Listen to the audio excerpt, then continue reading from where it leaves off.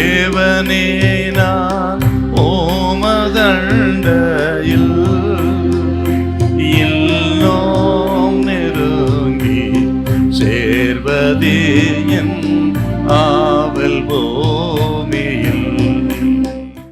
லூக்கா சுவிசேஷம் 12ஆம் அதிகாரம் 57-58 வசனங்கள். நியாயம் இன்னதென்று நீங்களே தீர்மானியாமல் இருக்கிறது என்ன? உனக்கு எதிராளியானவன் உன்னை அதிகாரியினிடத்திற்கு கொண்டு போகிற போது வழியிலே தானே அவனிடத்திலிருந்து விடுதலையாகும்படி பிரயாசப்படு. இல்லாவிட்டால் அவன் உன்னை நியாயாதிபதிக்கு முன்பாக கொண்டு போவான். நியாயாதிபதி உன்னை சேவகனிடத்தில் ஒப்பு கொடுப்பான். சேவகன் உன்னை சிறைச்சாலையில் போடுவான். ஆண்டவராகிய இயேசு கிறிஸ்து சீஷர்களுக்கு போதகம் பண்றாரு. அப்படியே இப்போ திரும்பி ஜனங்களோடு பேசுறாருங்க.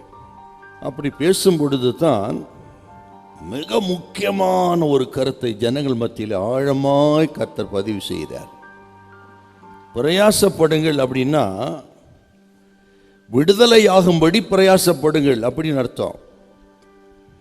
இந்த கடைசி காசை கொடுத்து தீர்க்க மட்டும் அப்படின்னு அர்த்தம் என்னன்னா, ஆண்டவரின் கட்டளைகளை கடைசி கட்டளைகளும் கடைபிடிக்கணும்னு அர்த்தங்க. ஒன்று விடாம முழுமையாய் கடைபிடிக்க வேண்டும் அப்படின்னு அர்த்தம். அதுக்கு இன்னும் சொல்லுகிறேன், நமது பணத்தை காட்டிலும் அயலகத்தாரை அதிகமாய் நேசிக்க வேண்டும்.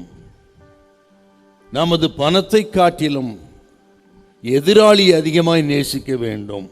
அப்படின்னா எத்தனை பணம் செலவழித்தாலும் சரி, ஒப்பரவாகுதல் சமாதானம் பண்ணுவதற்கு எத்தனையும் செலவழிக்கலாம் என்று ஆண்டவர் திட்டமாய் போதித்த போதனைகள் சகோதர சகோதரிகள் மத்தியிலே கசப்பு, போராட்டம், பிரச்சனைகள், பிரிவினைகள், இதை சரி செய்வதற்கு எத்தனை லட்சங்களும் நீங்கள் செலவழிக்கலாம்.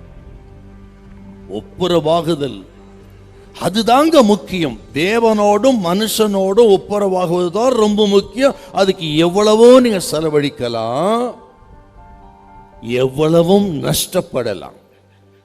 பவுல் எழுதுவாருங்க, நீங்கள் ஏன் கொஞ்சம் அநியாயத்தை சகிக்க கூடாது இல்லைங்களா? ஒரு இன்ச்சு அவன் உள்ள வந்துட்டா அடிதடி, கோர்ட்டு கேஸு இல்லைங்களா? ஒரு வார்த்தை வித்தியாசமா பேசிட்டா 10 வார்த்தை திருப்பி அடிக்கிறோம்.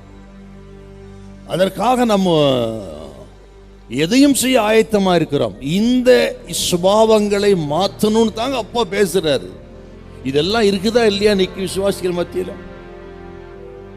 தேவ பிள்ளைகளே, நம்ம சுற்றி இருக்கிற மக்கள் நம்மை பார்க்கிறார்கள். ஆக கொஞ்சம் அநியாயத்தை ஏன் சகிக்க கூடாது?